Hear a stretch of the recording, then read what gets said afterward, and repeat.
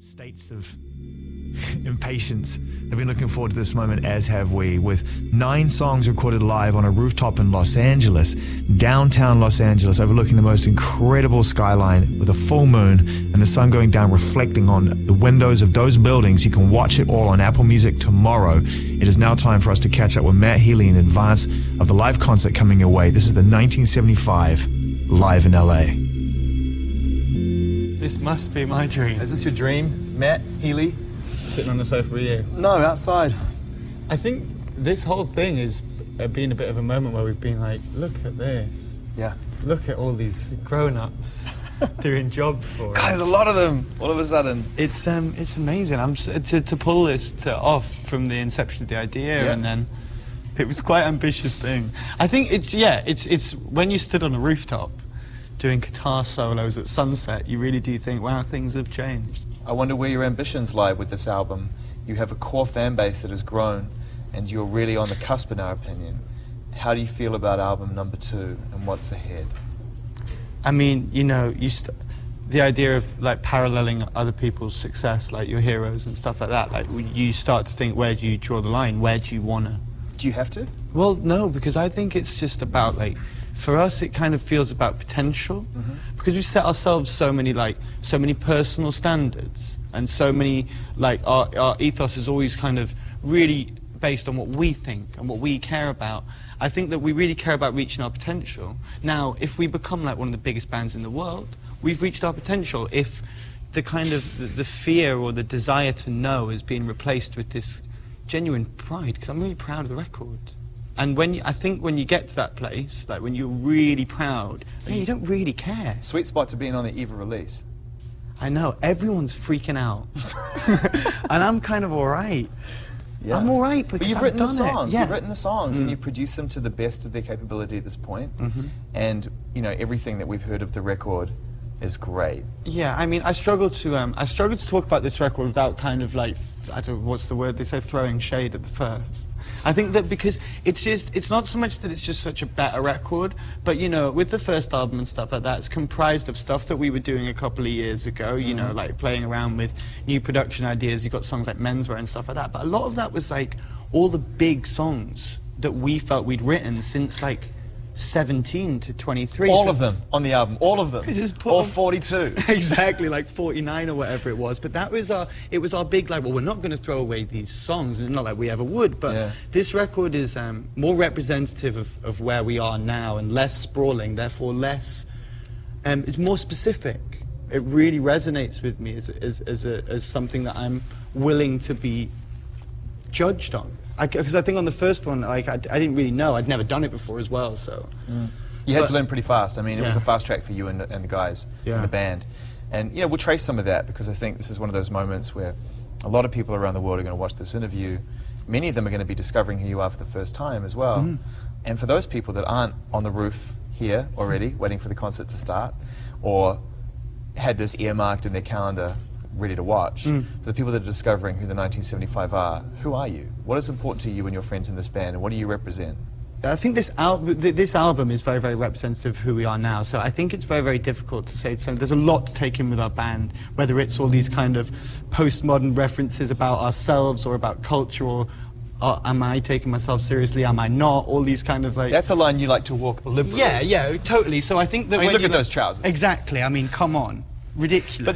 But that's rock stardom. Like, is it fun, or can you buy into it sometimes a bit too much, even yourself, when you get swept up? Of course you do. Of course you do, especially with me, because it's so encouraged, because everything starts to go back on itself. Like, you start to become, because you know, you're obviously a bit more of a character in your music than you are in real life. And then the duality between art and reality, and what is my art or what is reality. So you start becoming the person that you're kind of almost pretending to be. Does anyone in the band draw you back? Oh, well, that's the thing, though. That's where I'm very fortunate, because regardless of however many quite fabulous pairs of trousers, let's be honest. Fantastic trousers. I put on, or like how ridiculous I get within, it's always within a context, because we're still 4 lads from Manchester who went to school with each other. That's who you are. And that doesn't change. So, I mean, when I walk into the dressing room, everybody rolls their eyes. Of course they do, because it's all ridiculous. The fact that we're on the top of a roof it's all part is of the ridiculous. dance. It's all part of the dance. But let's get to that point. You're 4 lads from Manchester. So that's the starting point. That's who the 1975 are by original inception. Yeah. Right. When did that ambition first start to take shape and you realized that actually, rather than be a direct representation of the street that you grew up in, that you wanted to be something fabulous, something fantastical, in the same way that David Bowie was a lad from the UK at one point or another, and he went on and actually literally went into space? I think the pushing our identity in different ways and kind of playing with all the cliches that exist within, you know, the vocabulary of rock and roll, that's something that's come post our first record. That's something that once I started to not, you know, I don't really consider myself famous, because like, if you know who my band is, you know who I am. But it's not like paparazzi chasing my car, and it's not like I can walk around where I live, and so that's perfect. But I think that getting used to those ideas and being known and knowing the things that you're going to say or do, whether it be artistically or personally, are going to kind of be judged or commented on. I think that those kind of things came post first record and started to affect the way that I saw the world and started to affect the way that I saw myself and my music. And it would suggest that, given that you've made a very big, ambitious sounding second album, and we're on a rooftop here in downtown Los Angeles, and that you emerged from that dabbling in the dark arts with that kind of attention and the way that it comes to you, not just about the music, it's about other things that can come your way, that you're open to them, you're ready. This is a step in that direction. You made a call, like, we're going to go in, guys, we're going to jump off the ledge. Yeah, it was kind of no fear. And I think that the one thing that we stand for is that we create in the way we consume. That is my tagline. Can you elaborate on that for a minute? Yeah, of course. I think that it's the reason that we're successful, I think, and it's the reason that we didn't get signed in the first place. Because we had loads of people, and people from an older generation, coming down to our rehearsal room, hearing me talk a million miles an hour at them with no context. And then, so we play them all these songs, and be like, oh, all these songs sound completely different to the other ones. And we'd be like, yeah, but that's what we want to do, because we're from this generation that consumes music in this non-linear way. It's from everywhere, all media, let alone music. So we create in the way we consume. We consume culture at a million miles an hour in exactly the same way as the people who listen to our music does. So it's not like this contrived stylistic idea of let's make a completely polarizing album stylistically. It's just what happens. And I kind of think that, even though it's a bit of a mouthful and stuff, that's kind of what we stand for. When you toured the first record, it got heavy at one point, you know, the workload and everything else. And there were rumours amongst people who loved your band and people who knew that you'd burnt out a bit. Was that the case? Probably, yeah. I think so. I mean, it all circles around this night that happened in Boston that's now been kind of subject to some forensic debate by our fans and stuff like that. Long story short, I went out on stage and completely let myself go, let's say. What does that mean? Like crying and stuff, and like drinking loads and being just kind of not being very well behaved, not representing myself very well, not representing the fans very well. It was also connected to that kind of very British sense of, oh, stop feeling sorry for yourself kind of thing. Keep calm and carry on. Yeah, I really struggle with that, because, you know, I'm the first person, if I saw like a successful young guy in leather trousers moaning about his life, do you know what I mean, going on stage in front of thousands of people that adore him, do you know what I mean, like, get over yourself, mate. I get that. So that was really embedded in this fact that I was going through, you know, loads of personal stuff, and I just was, before I went on stage, I was like, right, you want the jester? So I just was like, okay, just went out. How'd you feel the next day? Oh, I think it was a real form of catharsis. I think I felt good. Really? I think I felt good. I think, but what I didn't like is I scared people. Right. You know, it's not that our fans are like our demographics like particularly young, but because it's so vast, you're passionate though, and they're invested in exactly, you guys, and people were like worried about me, but I'm all right. You know, it was like, it's all the things that happen when you're young and then in a band, successful, and then like girls and touring. Well, there you go. And let's talk about the first tour for a while. You know, very quickly you became a bit of a buzz band, and then you would come play America, play LA, and then you'd hear reports of like Taylor Swift coming to watch you play, and like you'd get sort of like pop star fans that come and check you guys out, which makes sense because you walk the line, I think, between being a rock and roll band and being a pop band. Is that fair? Yeah, I mean, I think if you take the song Sex out of our arsenal, the rock thing kind of disappears. I've never been trying to convince people that I rock. We're not a rock. I mean, most of our music comes from black music, but anyway, to say what you're saying, yes, I agree that in regards to the way that where we sit commercially, we're on the more left field of pop. Pop music, I mean, like right? proper pop, though. Yeah, chart yeah, pop. absolutely. So that world, you know, when you're backstage and you're getting greeted by people like that, and that is definitely a world. It's a world that once you get it, you get access to. It's very fast, and all of a sudden your guest list grows, and there's more grown-ups. Yeah, exactly. Backstage. Was it weird? Was it fun? Yeah. Do you want to know what it's like with me? I thought maybe there'll be a moment where I just walk into a room with all these people, like famous other people that I've grown up with, and be like, yeah, cool, that's cool. I'm one of you guys. That's not happened yet. Right. That's where the song Love Me comes from, a part of it. Like, I don't feel part of that. I don't know how to embrace it like they do and wear it like they do. And mine becomes a bit defensive, and I start like showing off and putting makeup on and running around in a million miles an hour because I don't know how to take it. Cool people, I mean, Taylor Swift was lovely, what an amazing person, but to be, I don't think you can be that famous and successful if you're not that gracious and that lovely and composed. And, and I also think that she probably loves being Taylor Swift. Right. She and all those people in that world, they seem to really embrace it, whereas it kind of freaks me out a little bit. I don't know how they don't feel this kind of voyeurism, or this kind of just like people are looking at them all the time. Who have you bumped into and met that really you knew this was a touchstone moment on your journey, you know? Saturday Night Live was pretty crazy, because we met Bernie Sanders, who's like could be the president. Could be.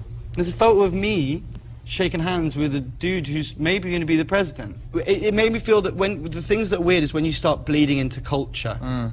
And you start thinking, hold on a second, that's like, I could have been watching that, or I would have seen that, like, because you know, Saturday Night Live, all these institutions, you start realising that I would know who I was. To me, your band seemed like you should be huge in America. I know. Don't you think? It's crazy. I mean... Are you ready for it? Are you up for it? I don't know. I'm ready for the shows, I'm ready for the connection. I can do the emotional side of it when it comes to me and people who get it. I don't know how well I'll do with all the neuroses and the just being me and like not, you know, just the way that I deal with things. I say stupid stuff all the time in interviews and stuff. I don't know what'll happen, but I know that I can do what I'm good at. If this is the album that breaks us in America, then yeah, I can deal with it because I believe in that record. If I was doing something I didn't believe in, then maybe it would feel even worse. Oh, it'd be terrible. There'd be prison. Yeah. I like it when you sleep, for you are so beautiful yet so unaware of it. Did I nail it?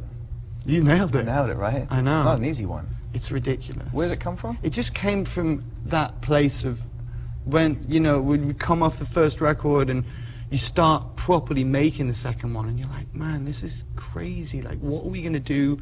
Do you make music what people expect or what people want or what's happening at the moment? So it took us ages to get to a place where we wanted to be like really just about ourselves, give ourselves our own standards. And then when I'm in the midst of that, like, you know, on my high horse of conviction and this is going to be a record about the truth and all that kind of thing, I just said, we're going to call it that.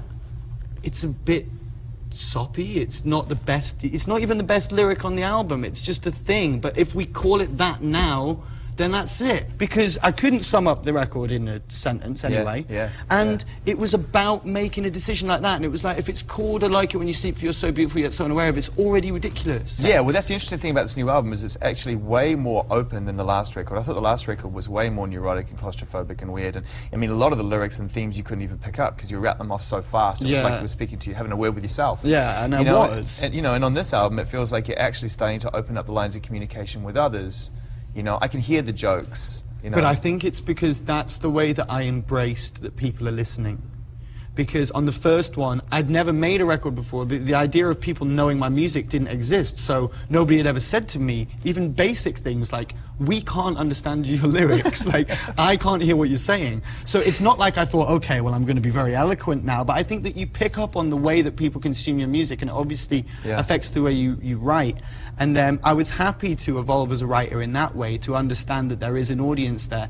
But it became very self-referential for me, and it became about addressing them and talking to them and making jokes that they might understand. That they might understand. Which takes a real deep understanding of who your audience is. Who is your audience? Who's out there on the roof tonight? The way that I have to think about it is probably loads of different versions of me.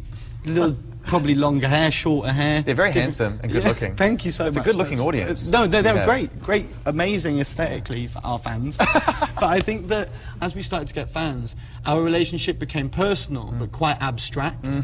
Yeah, not immediate, because nobody the mystification of rock stars, when rock stars used to be like pantheons, like even pops like Michael Jackson.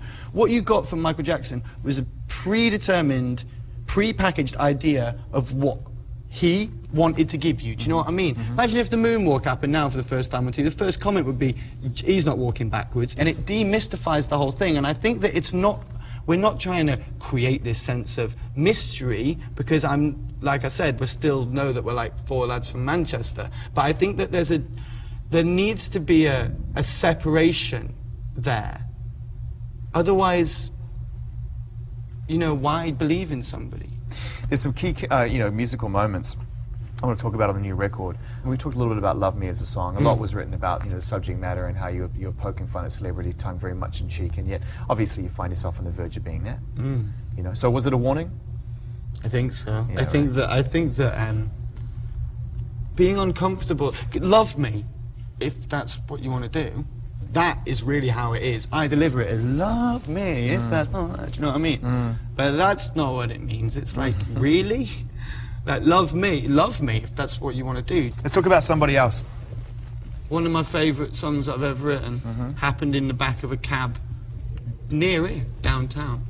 I got obsessed with referencing things from the first album, be it lyrically or whatever, and I just had that. That sentiment's quite pure, isn't it, I think? That I don't want your body, but I hate to think about you with somebody else. Yeah, it's a killer line. I mean, it's rhyme. And the fact that you've opened the song with it, you could have just said that and the rest of the song could be an instrumental for 3 minutes and it would have done the job. It nearly was. It nearly was, because it was going to be a proper chill wave dance track. You know, that came at the part of the record that after all the hard work, after all of the, you know, pushing up the hill, the Sisyphean process of making a record, it became like fun. It became fun. And it was the relief in that fun. And a lot of the songs came from that time.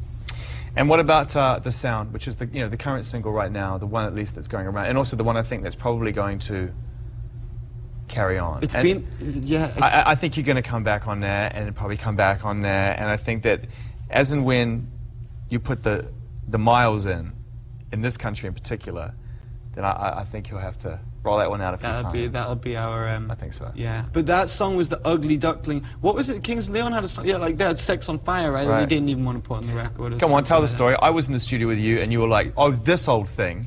Because it was an old thing. It was the last thing you played out of everything. Because didn't I say to you, I went, come on, where's the one? Where's the one that's like just so ludicrously huge? Because where's the big pop? And it was Mike who went, oh, okay, we should play The Sound. And you were like, It's because you nearly didn't put it on the record, did you? I nearly didn't put it on. Well, I didn't put it on the first record. It was on there. It was written, pretty kind of, and I was like, I don't know, maybe it's too pop. Like, what am I talking about? You know, having this thing of being like, I'm a pop artist who wants to be wants to be in the pop charts or whatever, but I have no fear of Just say it. What's wrong with being in the pop charts? No, there's nothing. I'm saying it took me a while to get there. It took me a while to be like, but people don't believe it. People are like, oh, it's a major label, all this kind of thing. I don't know, man. It came from that kind of fear where I was like, it needed context. Because I didn't want it to be perceived as... Too obvious. Yeah, too obvious and too commercially minded. That it made sense to put it on this record because I was like, well, you know what? It's surrounded by stuff that is, is undeniably not, contrived pop music. And I think that The Sound knows that it's a pop song. Sure does, man. Very comfortable in its skin in that environment as well. What do you think about when you're on stage, especially in an environment like this? I mean, what can we guarantee or bank on you probably thinking about at some point? Do you let yourself enjoy the moment? Do you reflect in it? Do you bask in it? Can you? I do a bit of everything. I'd be lying if I said that, it was all poetic thoughts or embracing the moment or really being there. I wish that I could be a bit less present-minded just in my life, because I just wish that I could just stop being there all the time. It's like analyzing everything. Everywhere I go, there I am. Do you know what I mean? Holiday might be nice, but then I go on holiday and I'm there. Do you know what I mean? That's how I feel. Do you know what I mean? It's like, and I feel like I'm always trying to think about what's next. But to be honest with you, when I get that moment on stage, where whether it be eye contact with somebody or where I feel like I'm properly connecting with somebody, then everything kind of goes. That's like real freedom for me. That if I get like 10 minutes like that. That was the most public, expensive psychotherapy session. This is the thing. Somebody wrote this. It's like it's different with you because we're like friends, but Right. I do this with people. Like this guy from The Independent was like, that guy treats it like Therapy. I'm like this. I'm like, dude, honestly. So my mum, I must come across as pretentious, but you can't care and think about something as much as I do about what I do. I care so much about my music and I think about it so much that after 10 minutes, the questions get really philosophical and ridiculous anyway, so the things that I'm thinking about are mental. So I must come across as a pretentious knob. But you can't not be if you got all that going on. Would your Do friends that. at school be surprised that you were here today? I don't think so. And not regards into successful, but being ridiculous in a pair of leather trousers, yes.